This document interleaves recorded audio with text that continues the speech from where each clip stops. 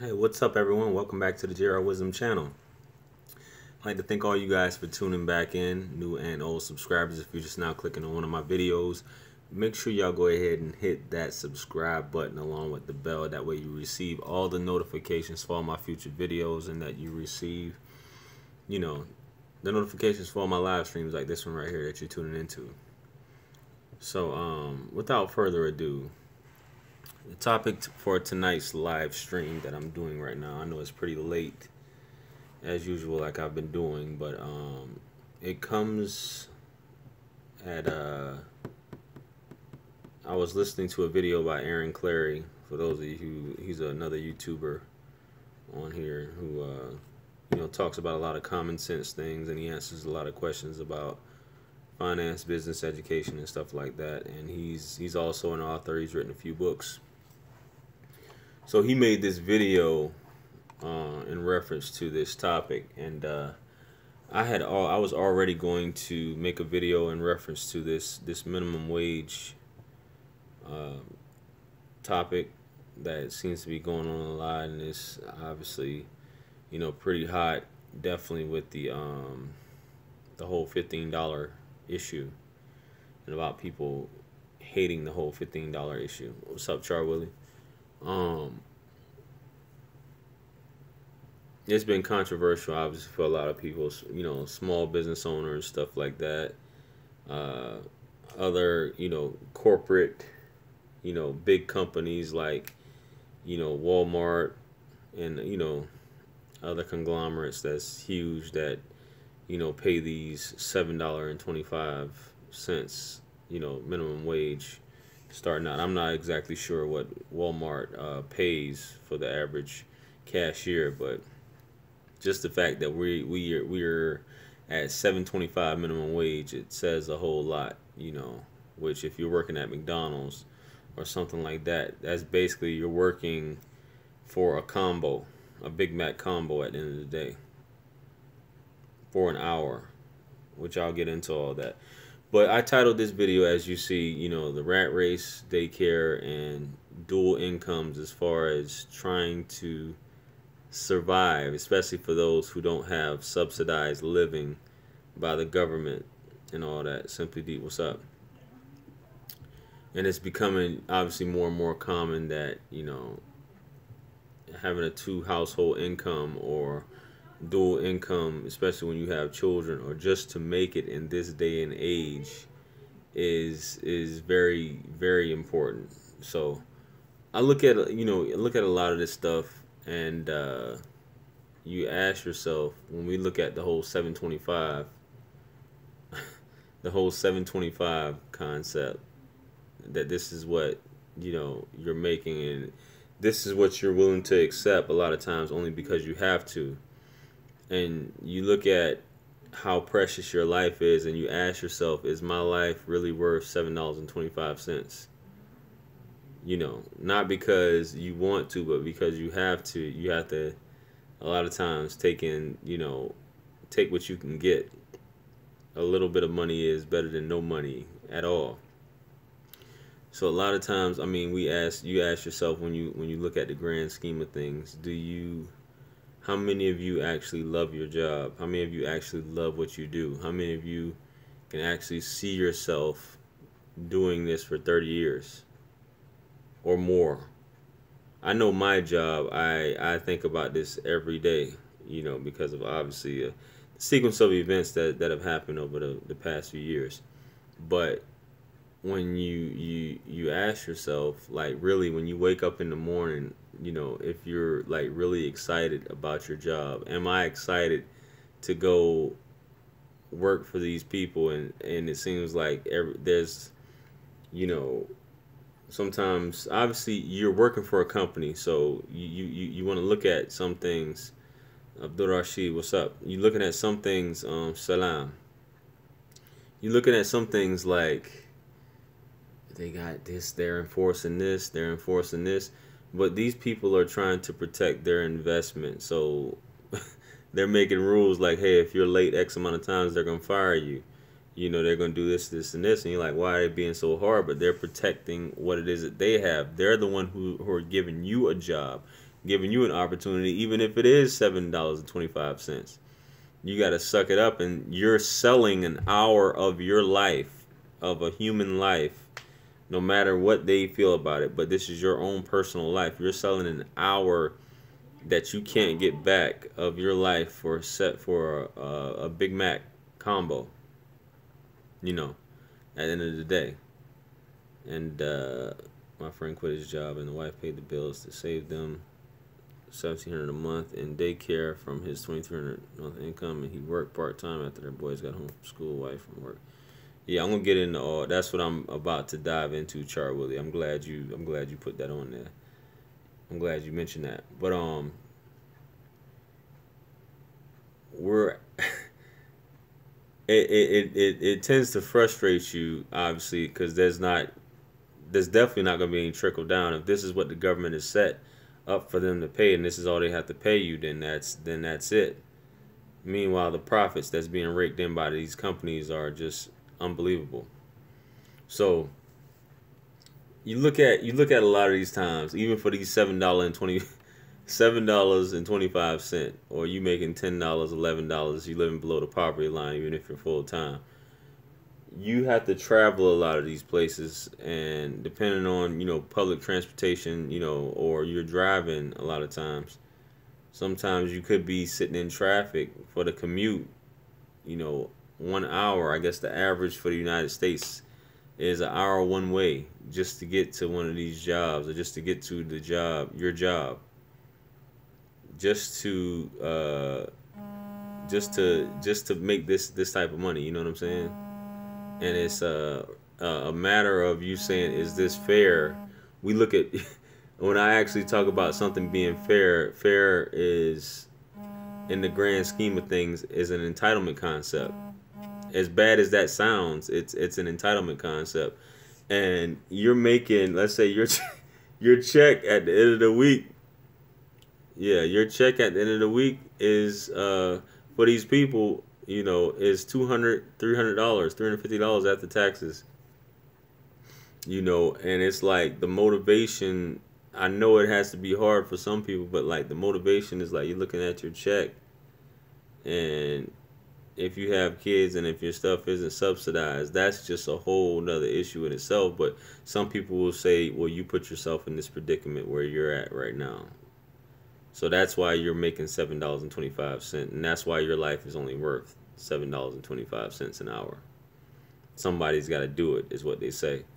But we take places like, which people have problems with this. You take places like Seattle, who's on, they're getting the $15. I don't know if that's what they're making, or if they have a plan like Atlanta over the next couple fiscal years, they're going to raise it eventually. Like Atlanta has passed that law, the mayor's passed that law where for next fiscal year they're going to be making $13 an hour, and I guess the year after that, for 2019, is going to be going up to 15, I believe. That's how they're doing it. And I believe, you can correct me if I'm wrong, Char Willie, Illinois is just adopted the $15 minimum wage thing. I don't know how true that is, but I heard that Illinois was adopting, as a state, they were adopting the $15 deal, which a lot of people who have trades and skills, they're complaining about that, as that a burger flipper is going to make $15. Meanwhile, they've been through school, did all this training and all this stuff, and a burger flipper is going to be making the same amount as them. Who has invested in school and trade, whatnot. So the grand scheme of things, I guess, you look at a small business being someone wanting to start a small business, but they will have to start a small business off the backs of someone who's living below the poverty line. And some people say, well, that's the price of starting a small business. And some of them can't afford to foot that at the end of the day, especially based on their business, But back to what I was saying, the two income, when we get into two income and you got kids, right? And whether you're making minimum wage or not, whatever the case is, if you had to put your kids in daycare, it said the national average is like $1,000. I that's ridiculous for one child. Somewhere it hovers somewhere around $1,000. What was that? Is that 12,000, 1,000 a month? Excuse me, 1,000 a month. So that's 12 grand a year per child. You know what I'm saying? I know at one point I was paying about that much for three kids for daycare, but when you're saying now for one child is 12,000 a year, that's just ridiculous. And you add up the time that you're spending in traffic with your commute, one parent not being there, and you're outsourcing daycare as it goes for someone else to basically raise your child. It's oh, I see you, Charlie. Yeah, it's crazy. And I was caught up in that after a while because me and my ex-wife were working at the time, and you work and then you come home and you spend maybe an hour and a half with your kids. Then you have to put them in bed and you have to get ready for the next day, and it just rinse and repeat. And like you're saying, you don't even see your kids, you don't raise your kids, you have strangers raising your kids, and 18 years flies by and you're wondering what happened. They're out, they're gone, and this leads to stuff a lot of times like divorces, divorces obviously is a big issue with kids and not spending time, you know, and parents ended up in nursing homes, kids not wanting to take care of them because they weren't there for them. They're adults before you know it, and you really spent no time. And you could be just spending time, the parents haven't, wanted some, for the parents who do go to the club and party, you have stuff like that, and spending money on material things, surviving, and I mean, not surviving, but you're spending money on trying to please your kids. You're spending money on your own material stuff, trying to make it, and things like that. So it's like that's how this country is going these days, where the parents aren't as involved. It's not a one parent household. I mean, excuse me, not a. It's both parents are pretty much working. There's no longer, for the most part, a parent there to raise that child or children. And basically both parents come home upset, cranky, mad. They're tired. They don't want to deal with any of this, and much less cook, and may have a babysitter at the house, and they just feed the kids whatever, put them to sleep, and that's that. And so it affects this entire issue, making sure your kids have the best, or if your kids involved in sports or all of this stuff. And the time flies. For those of you who have kids, the time flies by so quick, and you're frustrated by and a lot of times we don't pay attention to our kids, and before you know it, like my son turns 15 tomorrow. I look at it now like, where did the time go? I'm 34 years old. My oldest child is 15. He'll be 15 tomorrow. And I'm wondering where the time went, and he'll be graduating here, in about 3 years. He'll be graduating. And then my next son is a year behind him. So it's like this work, and I know exactly what it's like, because it's like I work, come home, barely have enough time for my kids a lot of times, not until the weekend to spend time with them. And it's just me because I'm a single parent, so I only see them for a few hours when I come home. As much as I want to be self-employed, which is my ultimate goal, you sit on a job and you're making X amount of dollars, and you thinking, like me in my case, a lot of y'all watching this may feel this way, that you're like, and I'm not trying to say I'm pretentious or anything. I tend to think, based upon obviously the position where I'm at in life, that I'm underemployed. That's just the way I feel. I'm underemployed where I'm at now, and that I deserve better, and that, which is crazy, I deserve better. I deserve to be employed in a better job. But just by virtue of me telling myself that, I'm thinking like, you need to invent your own job. You need to create your own job, because how can I say something as foolish as I deserve more? They should be paying me more. In that case, I definitely need to create my own job, which I do have another source of income, but it's not where it should be at, and it's not enough for me to quit my job to do it full time, which is my ultimate goal. And I think that's for everyone's ultimate goal. But the way this rat race is set up and the way this pay is set up, it kind of forces you into entrepreneurship. Same way as if you're coming home from jail and you don't have any options. It forces you into entrepreneurship. And that's the way I feel now, because with rules, me being set up a certain way, where I have to be here at this time, I have to work X amount of overtime, I have to have this budget, for these bills to be paid, I have to work this. I don't have the luxury of a dual income in my house. Exactly, Charles Willie. Hustle. You're like the only one in the chat talking tonight, huh?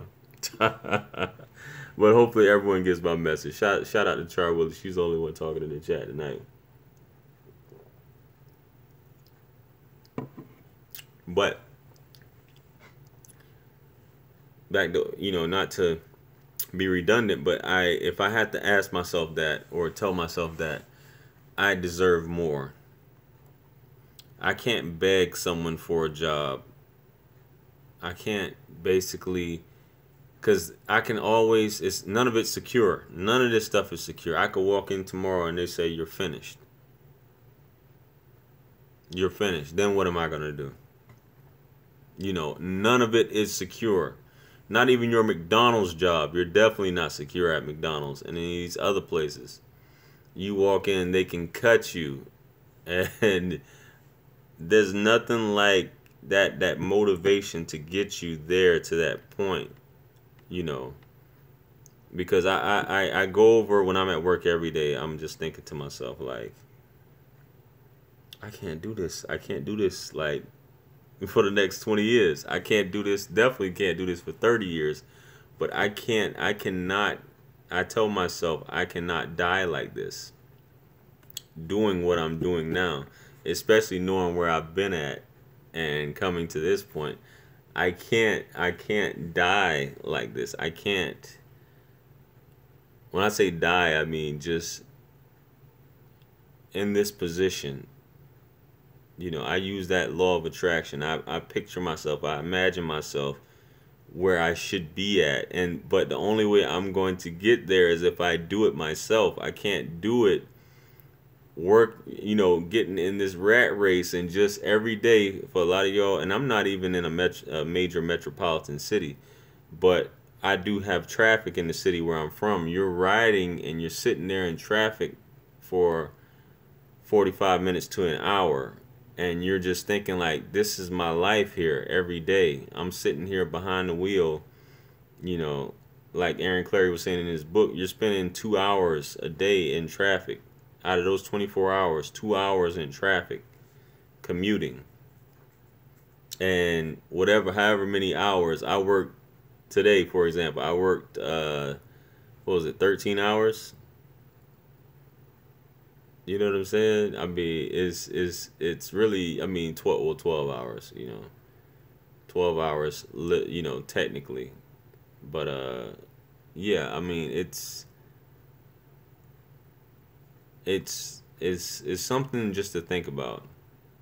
This is how much of my life is being invested in this other dream. And even though I'm definitely not making minimum wage, for those who are, or those who may be putting in 8 hours, begging for the chance, please let me work over 40 hours so I can get overtime. You know what I'm saying? For those who make it, it's crazy when I think about it. You know what I'm saying? Uh, half of 725 is what, 370 or something like that. I'm not sure, but you're making, if you're working over 40 hours at minimum wage, you're making $10 and some change of whatever it is. You know, close to $11 based off overtime. Time and a half, whatever you want to call it. You know what I'm saying? So it's like, and some people are dependent on that, and it's maddening. It's maddening. Wow, I mean the disparity between the CEO on down is just wicked.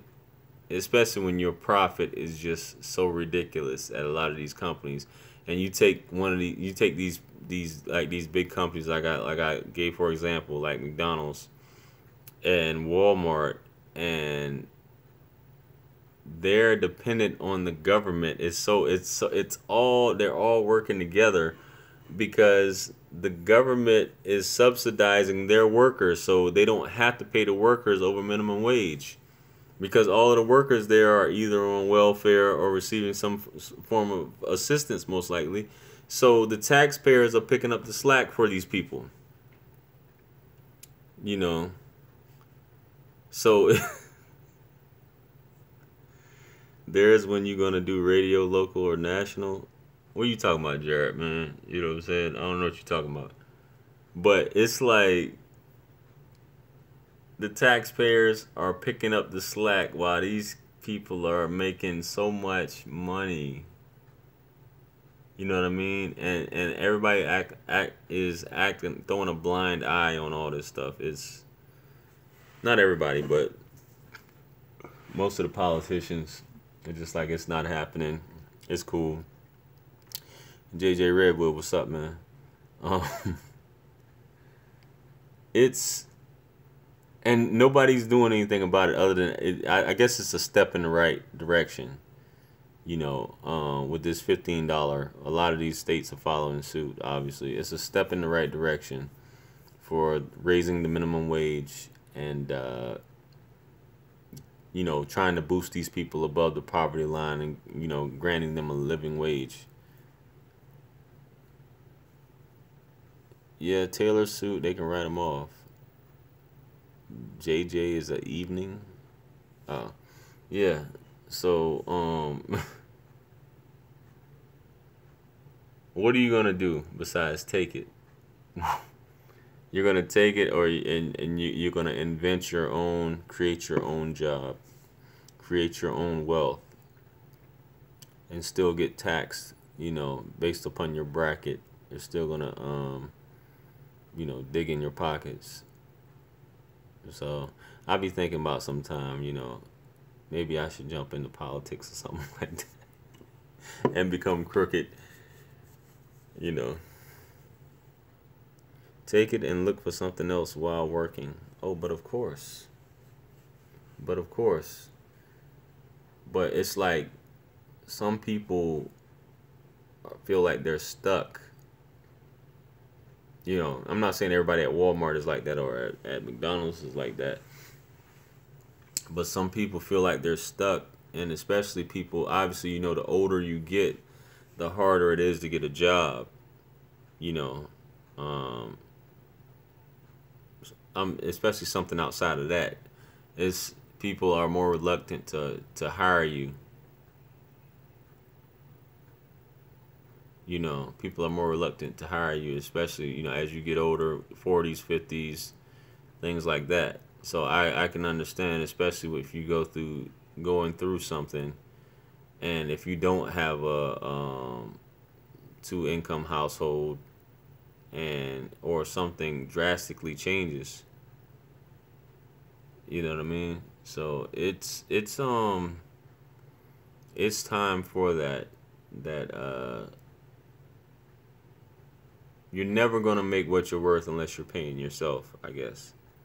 I guess that's what I'm trying to say.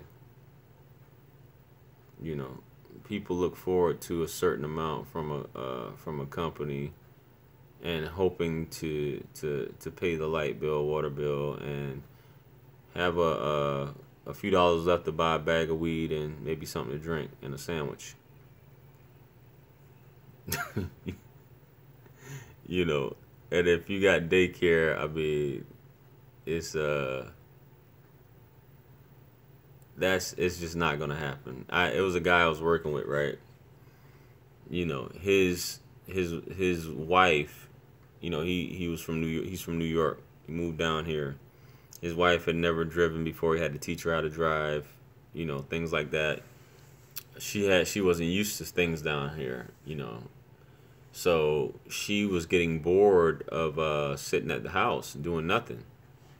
So she wanted to work. Obviously, she didn't have any, not obviously, but she didn't have any skill set or anything like that. So, you know, and I didn't agree with it. He should have, being the man of the house, he should have, you know, instructed her further on things, but, you know, he let her do it.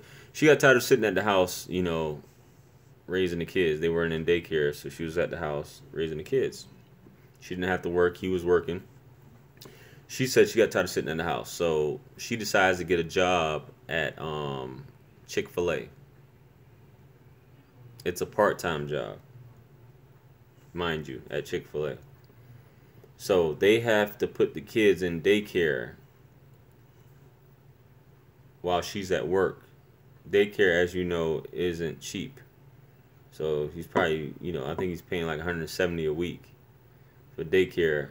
She's not even making probably barely making $170 a week part-time after taxes. So what are you doing? You're basically paying for her to work. You're paying daycare just for her to have something to do. Because the money she's getting back isn't even covering daycare in my estimation. I don't think that she's even so, I mean, what's the point? You know, it is a pointless move, but it's something. And as a man, it's just some things you just have to say, this isn't gonna work. You know, it's not even practical. It's more practical for you to stay at home. You don't have a skill set or any of that, so it's more practical for you to stay your behind at home and watch the kids. You know what I'm saying? Which is what oddly enough, some men want to stay at home too, but some women aspire to be homemakers, aspire to be stay-at-home moms. Some women go to college just to get, you know, they get degrees just to attract the man based upon their education, but their ultimate goal is to stay at home, to take care of the children, you know, and raise them. So, I mean,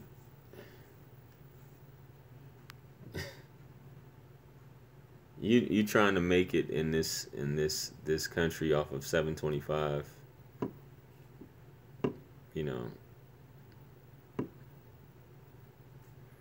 Jared said men aren't attracted to a woman's education.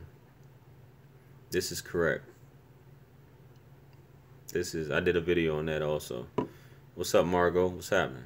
Thanks for tuning in. Yeah, they're not attracted to a woman's education. They don't care about a woman's education at the end of the day. But as far as if you're in college and you have a woman, well, some people, you have a woman who has an education. Obviously, she's more marketable because she does have an education. But you know, men ultimately aren't looking for that. They're looking for a beautiful woman who's attractive, who is gonna, you know, for those men who are looking for a wife, obviously, who will, you know, they will sire some kids by and keep it going. There you go, Char Willie. Hey, baby, you got a sexy master's degree. Let's go out. Can I take you out? It's not happening, baby. It's not happening. You know what I mean? So, and like I said in the other video, when it comes to a lot of these degrees that really, you know, there's no return on investment on a lot of these degrees as far as the potential earning power for these degrees. they're like worthless degrees. You can say you're educated, but you're not gonna make any money off a lot of these degrees. You know, and in the meantime, you become a liability because of all the student loans that you have. You know, especially if you're not making any money, and if you do happen to get a job, and it's a $26,000 to $35,000 job, and you have 200 grand in student loans, what's the point, my love? What's the point, beloved? You're educated, but you're gonna be paying student loans for the next 20 years. So, you know, private sector. I hear you. I'm looking into that cybersecurity now myself. I don't know if any of you guys are familiar with that. You know, the cybersecurity arena. I'm thinking about jumping into that. I heard that's a good field. I should shoot Aaron Clary that question myself about that. But yeah, we should be teaching high school kids how to code. We should be teaching high school kids about finance, about credit, about a whole lot of stuff. But high school kids are taught to be workers, not entrepreneurs or anything like that.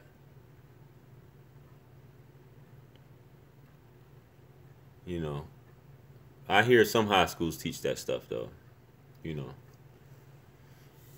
high school. Imagine a high school that teaches you how to be a boss. You know, leadership, stuff like that, other than ROTC and, you know, stuff like that about leadership. But I mean actual leadership and marketing and, you know, businesses and stocks and portfolios, stuff like that. Imagine something like that. But that sounds like a Umar Johnson dream to me, huh? Dark Man Jeff, what's happening? Exactly. Margot, they want them as educated as they are, but they still want them to shut up, though, right? I'll read what Margot said. Margot says, educated white men, for the most part, want women who are educated as they are, but they still want them to shut up. Yeah, private school, I can understand that. A private school will teach stuff like that, I guess. You know, depending on that. But who has money for private school? The average person making minimum wage. Does your kids have money for private school? You're exactly right, Dark Man Jeff. 2.5 kids. That's $2 grand. Well, I guess that's $1,500 a month. Close to $2 grand in child care, I guess, based upon the national survey or something like that. They have a lottery system to get into school. Speaking of lottery, isn't it called the education lottery? So where's the money going at? Is it really going into the to education when you play the lottery? You know, just questions that I have to ask. You know, a lot of this stuff, I look at how much money is generated with Mega Millions and Powerball, and the tax money and all the people who win every day, or, you know, every other day.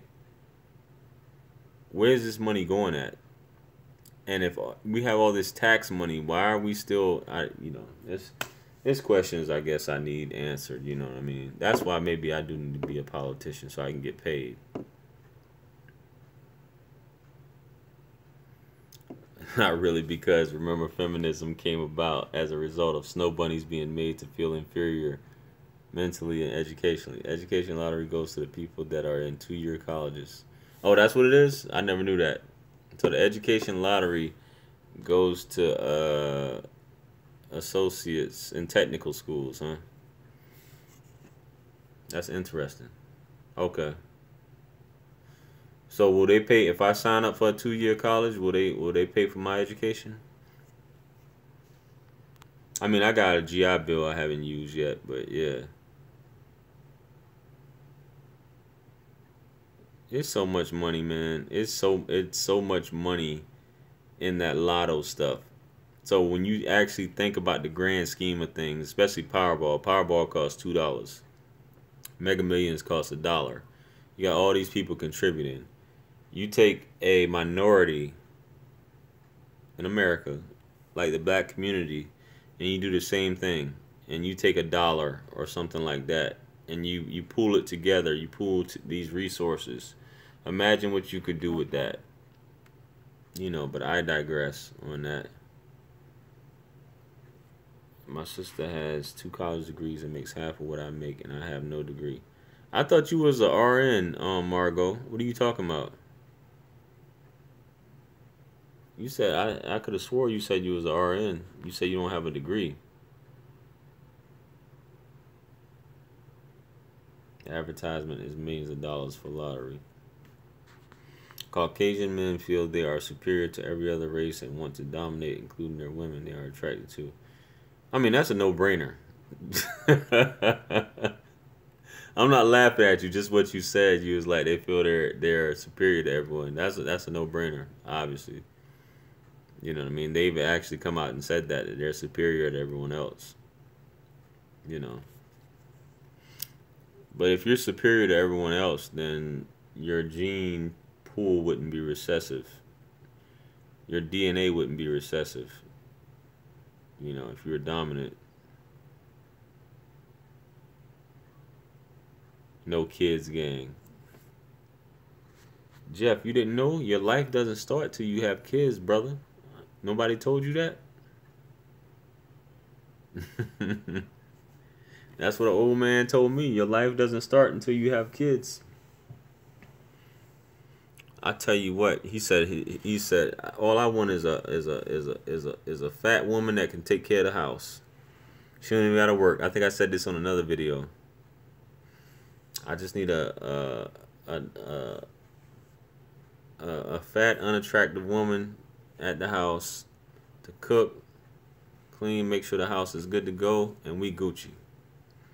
Chicken lottery, currency exchange, beauty supply store, and a Walgreens for all the diabetics and high blood pressure medication every month. Watch out now. We got Landy Max in the building. Y'all send him a special salam. LVN.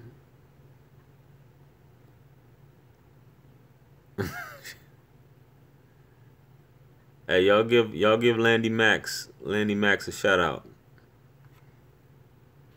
14 and a half size big enough. What are you talking about? Who's a 14 and a half?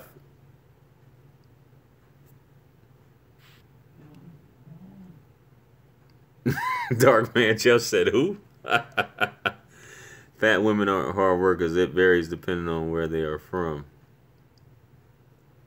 Watch out, Char Willie. Yeah. Shit. I mean, you do got some lazy ass big women though, but what I'm saying is for the most part, you got big women to put you on their car insurance. Will put you on their life, or will put you as a beneficiary on their life insurance policy, let you drive their car, all kind of shit like that. I'm just telling them she ain't even got to work, so I mean you ain't even got to trip. You can just stay here as long as you take care of the house. Everything's Gucci. Need me one of them until I finish grad school. Oh my goodness, there's always comedy up in here, man. Next to the chicken place. Oh man. Shouts out to Mo B, just entered the chat, or maybe she been here all this time.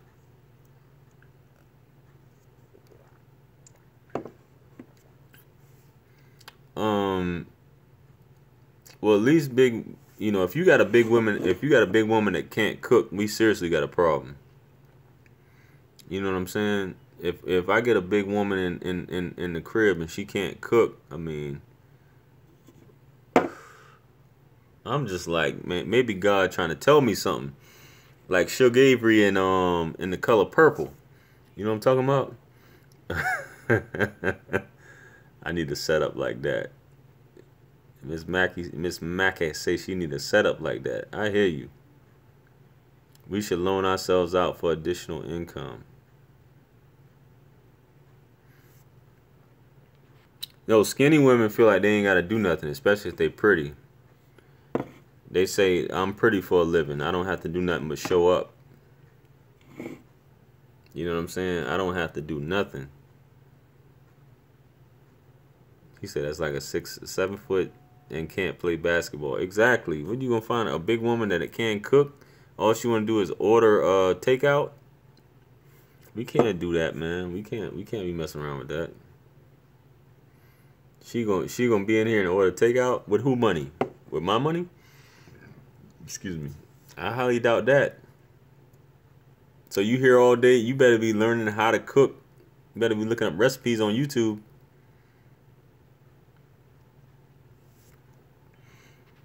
I'm just telling y'all where I'm at right now. That's where I'm at. You know. She said, man, I've been working all my life. I'm not fat, but damn sure can cook. I can cook too. I'm just saying, I can't be everywhere at one time. You know what I'm saying? I can't do stuff here. I can't work all day, then come back. I got to do all this stuff here, you know. And like I said before, I would do all that, come home, and then still raise hell because there ain't nothing done. And you got to, you know, but I digress, man. I'm asking for too much. Like I said, you ask a woman for a back massage, she swear you asking for a threesome.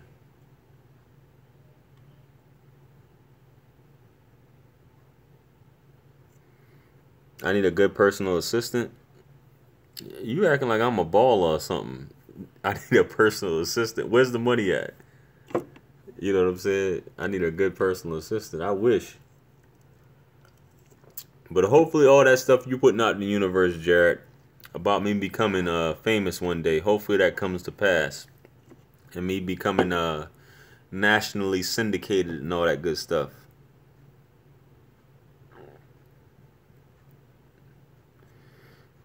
You know, you're exactly right, Dark Man Jeff. A lady friend with benefits is all you need right now, man. You know, a woman just needs somebody to talk to that she can trust. That won't be trying to film her while y'all having sex. You know what I'm talking about? Honestly, enjoy staying at home. The short time I did, it felt right. Not to save my role, but I did it well. Yeah, but you know, it's some people. I mean, it's different women that do. Some women can't stand staying home. Some women get tired of staying home. You know. All right, Landy Max, be easy, man. Yeah, I mean, a young fella like Dark Man Jeff. That's what he needs. A young needs a young lady to spend time with. You know what I'm saying? Y'all go bowling, listen to soft rock or whatever it is that you be listening to that she was talking about. All that, you know, don't stop believing and all that good stuff. That's what you need, man. There's nothing wrong with that. There's nothing wrong with getting you a nice young lady to spend time with. You know, I'm just saying. I'll tell women straight up, I'm not gonna marry you. You know, and if you get upset, I mean, and it should be the same way. I mean, not to say that you don't want to get married. This is my thoughts, but I will tell anyone straight up that I'm not going to get married. And if you can't get with that, then that it is what it is.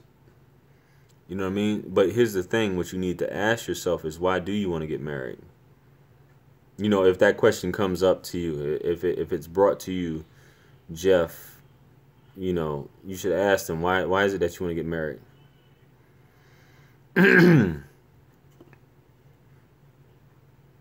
There's nothing wrong with dating a single mother. You're at 30, so unless you're tricking on a woman, it's gonna be, if you're gonna date a woman your age, over 30, it's gonna be hard to come across a woman that doesn't have kids. Very, very hard. Not to say it doesn't. Not to say it doesn't exist, but it's gonna be very hard to come across a woman who doesn't have kids, unless you just can't have kids.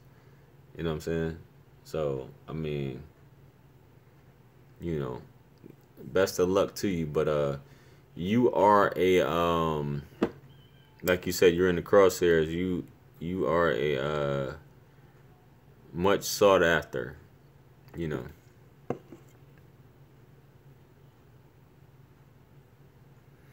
Marvin Washington, what's happening? Shout out to Bermuda. I guess that's where you from, right? Bermuda?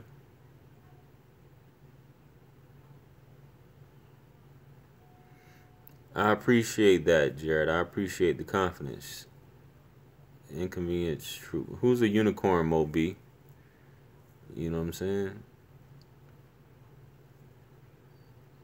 Yeah, play the game. I mean, people are in such a rush to get in a relationship or um,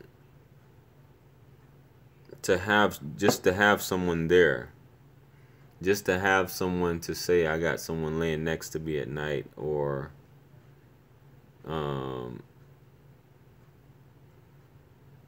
to say I'm with someone. I have someone for this, this, and this. I mean, oh, that's cool, but we must all ask ourselves, what's the goal? I put a status up today, and I wanted to do a video about this. For those of you who are in your late 30s and early 40s, and you've lived the life of partying, do you have any success stories? If you live your entire life, you're in your late 30s and 40s, early 40s right now, you lived your entire life living a party life, do you have a success story to tell? That's my question. What success story do you have to tell me about your life, of living a life of partying?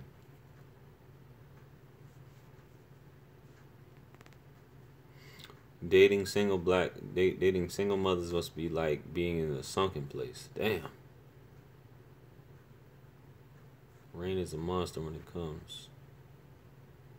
Yeah, I had that conversation this afternoon, Margot, because one of Marie, if you watching, I did a if y'all haven't watched it, make sure y'all watch that live chat I did with Marie Therese, and we were having a conversation, and she was asking me about, based upon my situation, do I treat the women that I deal with a certain way, or the women that I talk to, my interaction with women now, based upon my past situations, and I basically was telling her, she thought I was being condescending to her, but I said, unless you've been through that experience, and I say anyone who sits in a position of a judge, hypothetically, I'm just saying this, they should endure certain things as far as shit like that I've been through in the family court. And I don't want to venture off into that,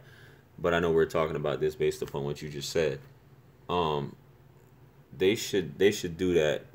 I did a live stream. It was a while back, Char Willie. You just the name of it was basically, I'm paraphrasing it because I can't remember the exact title, but the name of it was men want a men want a woman that is feminine, but they will end up forsaking her or taking her for granted. That's basically what the interview was about that I was talking with her. Yeah, I think you were in there because you were saying stuff. Yeah, you know what I'm talking about. But yeah, and these things happen. But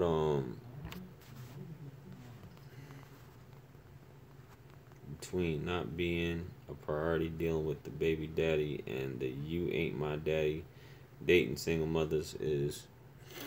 Yeah, I had a my daughter's mother, her son told me that you ain't my daddy. I said, what the fuck? Who you talking to? I said, did this little just say that? So I said, where's your daddy at, boy? I don't know. Close the curtains.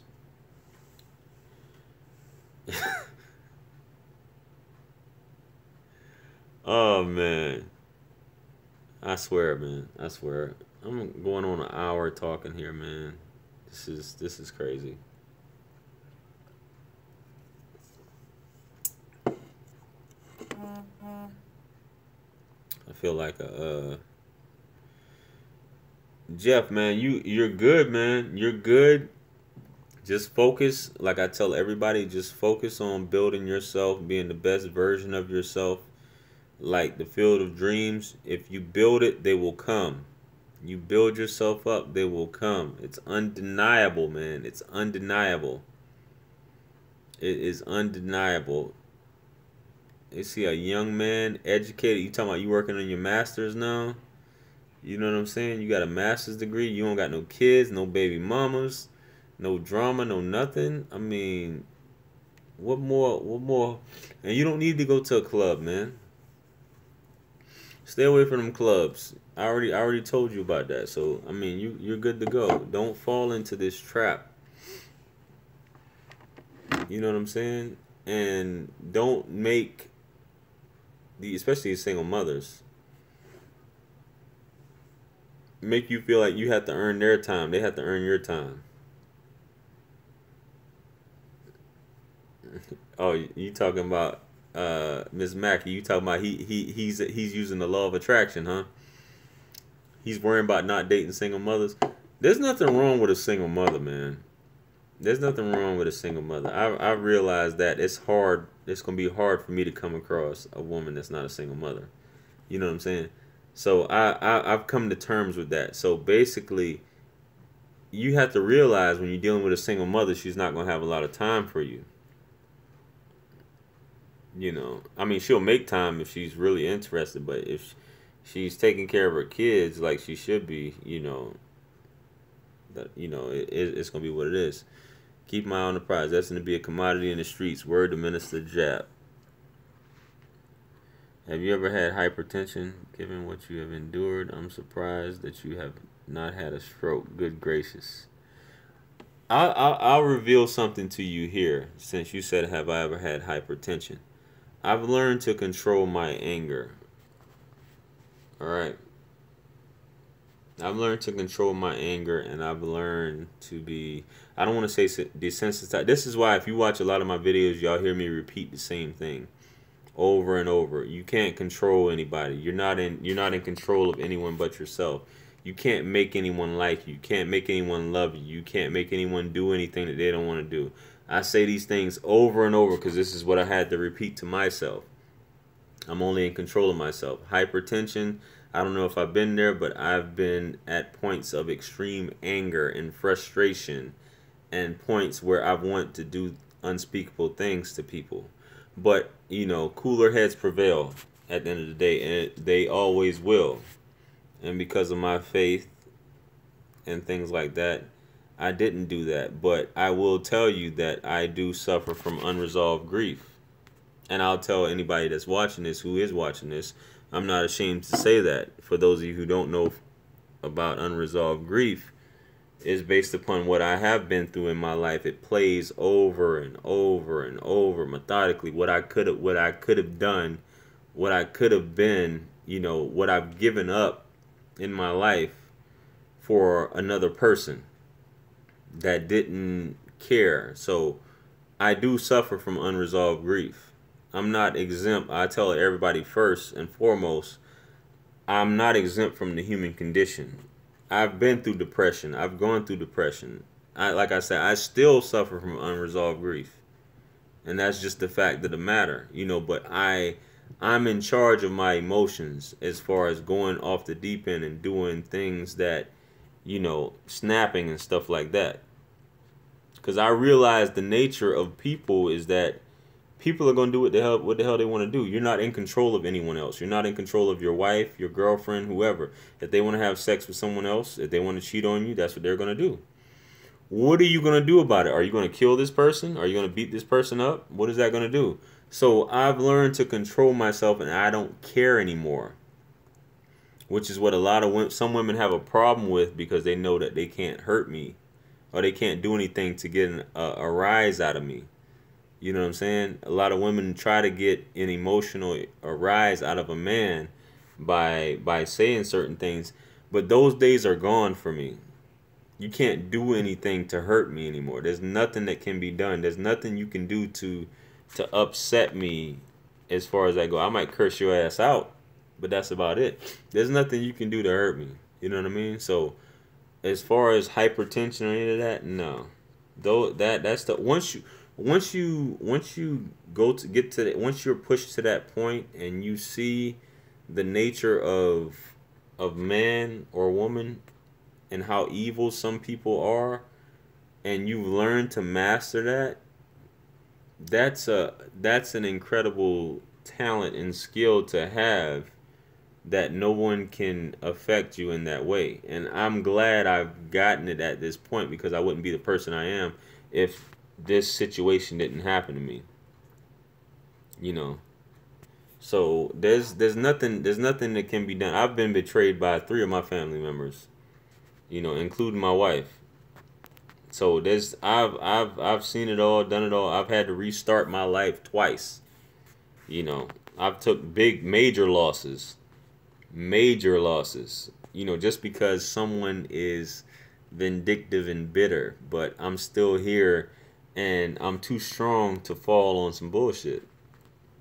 So, I don't care. Do what you got, do what you want to do what you got to do. I don't care what you do. Just don't fuck up my money and what I got going on. You know, you said, do you think you'll ever be healed? What's my form of therapy? YouTube is my form of therapy. I'm talking about it. I don't think you can be healed from unresolved grief, because that's why it's called unresolved grief, because it's not resolved. You know.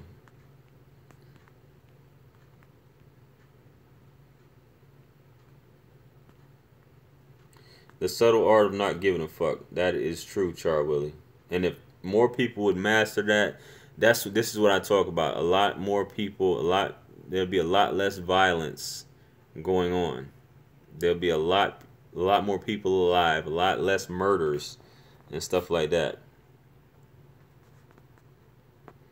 I look at things and I'm like, would I take this back just to be in complete bliss of not knowing any better? I don't think I would.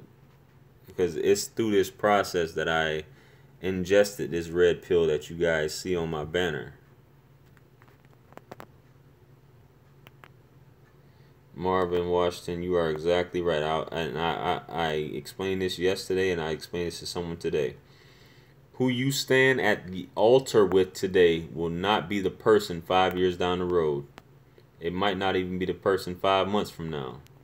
That's what we must understand. And that's why I don't give a damn about getting married again. Because people will change like that.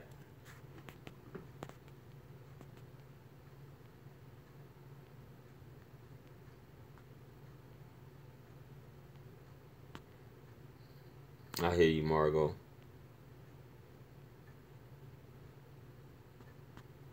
A good experience and a positive atmosphere will aid to alleviate that unresolved grief.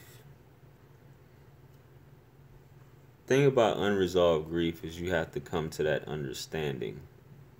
You have to completely come to the understanding of in the acceptance of these things. There 5 stages of grief, and you have to come to that. But when you look back at and you ask yourself and if is that question that opens the doorway to Satan, right? To the devil.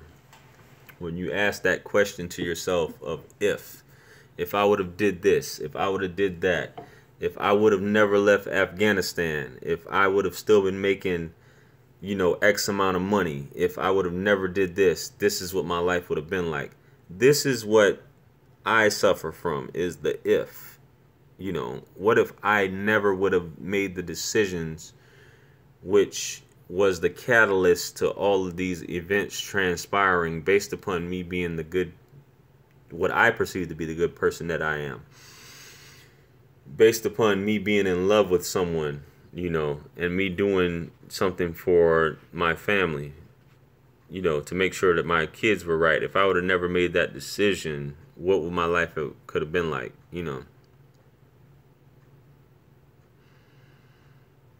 Most people get married because they think they just want the ceremony just to look pretty for a day, like going to the prom. Other than that, there's really no reason to get married, you know. Yeah, you can manage unresolved grief, and like I said, it won't go away. For those who have that mind, it plays constantly.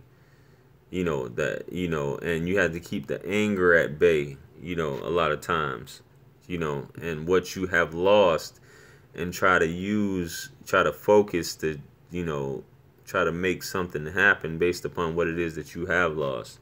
So no, it doesn't go away. you know.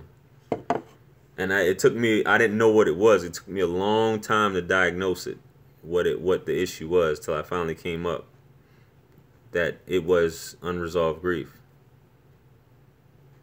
3 people I know are divorced.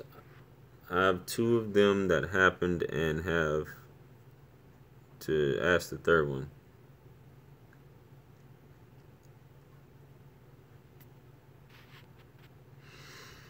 Ten out of 10 of them say what, Margot? When you tell people that you aren't married, you're 27, right? I think Margot, I believe you said you're like 27. I can't remember. I got a coping mechanism. I exercise, and I just what my biggest coping mechanism is that you can't control anyone but yourself. And that's what I tell myself, and it immediately brings me peace when I think about the fact that I'm only in control of myself. I don't control anyone else. I can't make anyone do anything else. So that is my biggest coping mechanism. You know what I mean? It makes me feel so much better, and that has worked, so much. Because people are people. People, you weren't born here with someone else. You were born here by yourself. You know what I mean? You were born here by yourself. You weren't born here with someone else. If your girl cheats on you, if this guy cheats on you, if they have sex with someone else, that's not your dick and that's not your pussy. That's theirs. It doesn't belong to you. You're just using it. You understand? And once you come to this realization, you will be fine. But people want to kill people and beat people up and all this as if it's theirs personally, but it's not yours. Once you come to this understanding, everything will be fine. This world is temporary, is what a lot of people need to understand. This world is temporary. Everyone gets washed up. No one is subject to not being lonely. You know what I'm saying? No one is subject to that, to say that it's the human condition. Everyone gets lonely. Everyone is not going to be on top forever. Everyone is not going to be beautiful forever. That's just the way it goes. You know what I'm saying? You're not going to look the way you look forever. So everyone has a life to live. Everyone has a path to go. So you can't interfere with the next person's path in life. If that's what they want to do, that's what they want to do. So let them go on. And that's what brings me peace. So I think if more people think like that, and let people do their thing, then everything will be fine. You know what I mean? Everything would be so grand, so great, so lovely, so I don't know. But that's the lens that I look at life now. I just want some money. I just want my kids to grow into adulthood, in a safe, peaceful home, and that's it. And give me my money and let me go on about my life.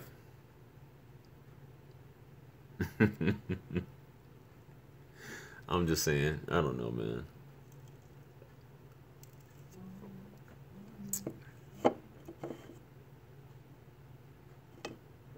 She says she'll be a terrible candidate for counseling.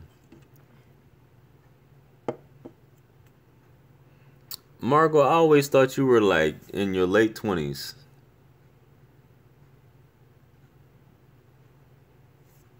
Everybody tells you good for you, huh? Every time you tell them something, good for you.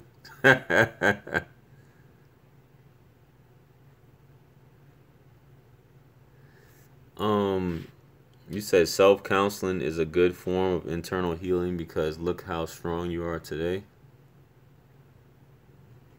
Charles Willie, you ain't trying to talk to nobody, huh? You just keep it moving. Self-counseling, I don't think I self-counseled. Believe it or not, watched a lot of videos on YouTube. And I just picked up different pieces from different people on different things. And I just came to that realization that, we're all in a game. It's all a game at the end of the day.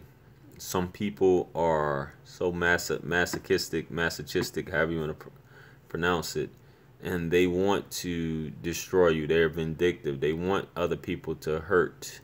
They want other people to suffer. That's because they are suffering themselves. Because if you were truly happy yourself, you'd want everyone else in the world to be happy. That's a fact. I don't give a damn what you say. Happy people don't want other people to not be happy. So only people who are suffering themselves want other people to suffer. So once you come to this actualization, this reality of people, then you see who is who.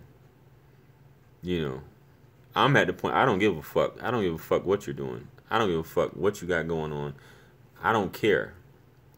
I'm not in the business of hurting people or punishing anybody.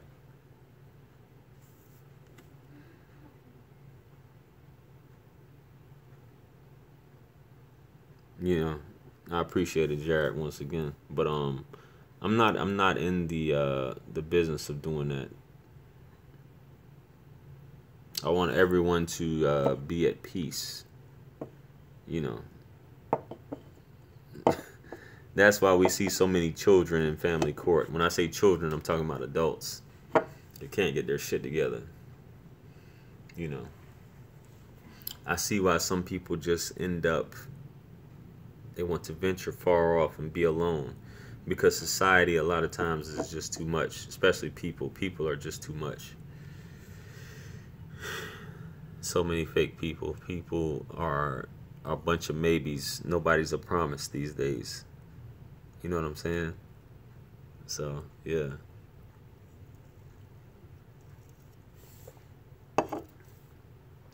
That's how I see it.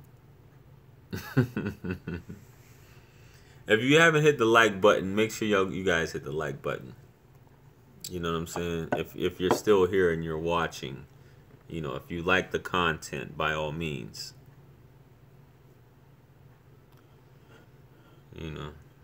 I have the spirit of discernment now, I guess, if you want to call it that. Because I think everybody knows what's happening with me now. They know what time it is.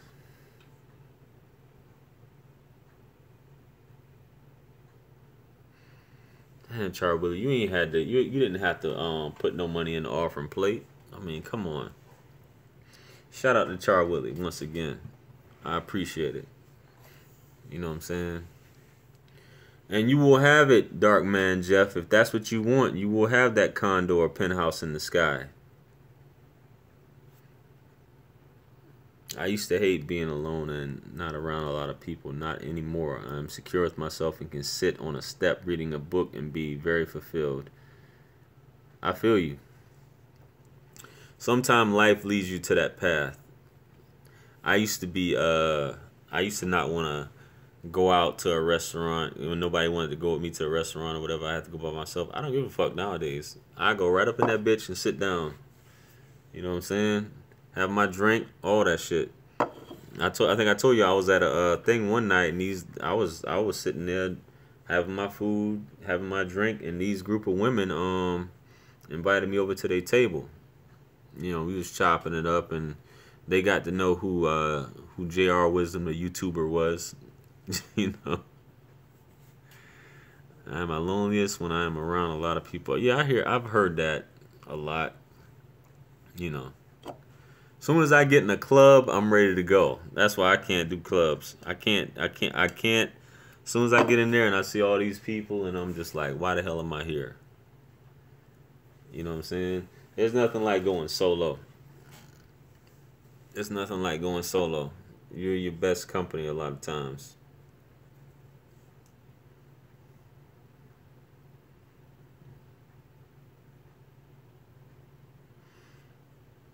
No, I'm just saying. I mean, I don't go to clubs because I just don't like the feeling that I get when I'm in there. It's just like, I just feel like, why the hell am I in here? You know, so. But guys, I'm going to go ahead and wrap this up. Hell yeah, I've been to the movies by myself too. I don't care. I don't care about what these people talking about. It's insecure people who are scared to go by themselves. You know, whoever, if you're scared to go somewhere by yourself, you're insecure. You know what I mean? You are completely insecure if you're scared to go anywhere by yourself. You're insecure about yourself. You care about what people think. I don't care about none of that stuff. You know what I mean? I don't care. And if you do care, then, you know, it is what it is. Exactly. You question life. Yeah. And these times, these days and times make it no easier. So, it's been real, guys. I've been talking. Y'all gonna mess up my views. I be doing these hour videos. Nobody want to watch an hour video after I'm doing a live chat. I should be doing like 12, 13-minute videos. People are like, okay, it's only 12, 13 minutes. Let me click on it real quick. I be doing these 1 hour videos, and they're like, I'm not about to watch an hour of a rant going on. You know what I'm saying? No problem, man. No problem. You know what I mean?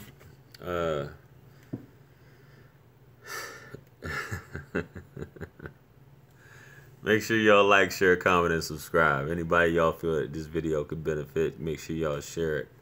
You know what I mean? If you don't want to like it, share it. Somebody else may like it. You know what I mean? If you haven't added me on Facebook and Instagram, the link is in the description. You know what I mean? All that good stuff. If you haven't bought any of my books yet, make sure you guys go to my author profile on Amazon. The link is in the description. You guys can pick up both of my books that I have. Puppeteering with Heartstrings Part 2 is coming. I'm about to start working on that. It's going to be a doozy. You know what I mean? It's going to have some incredible content in it. If you guys have already read Puppeteering with Heartstrings Part 1 and you guys liked it, Part 2 is coming. And I tell you, it's going to be incredible. You guys are going to, if you guys were like, what the fuck in the first one, this second one is going to be incredible. It's going to be ridiculous. And this is true story. This is facts. This is my life, what actually happened. So make sure you guys pick that up. You know what I'm saying? You know, yeah, we'll do the autograph. You know what I mean? But if you got any questions, feel free to email me. Any topics you'd like me to discuss, you know, hit me up. I don't know who Tom Ikis is. You know, remember, anything lost can be found again except for time wasted. You know what I mean? A vision without action is merely a dream. Peace and blessings of the Almighty be upon you. You guys have a great Wednesday, hump day night. You know what I mean? And all that good stuff. Yeah, it's coming. It's coming, Margot. You know, peace be upon all you guys. I'm out of here. All right.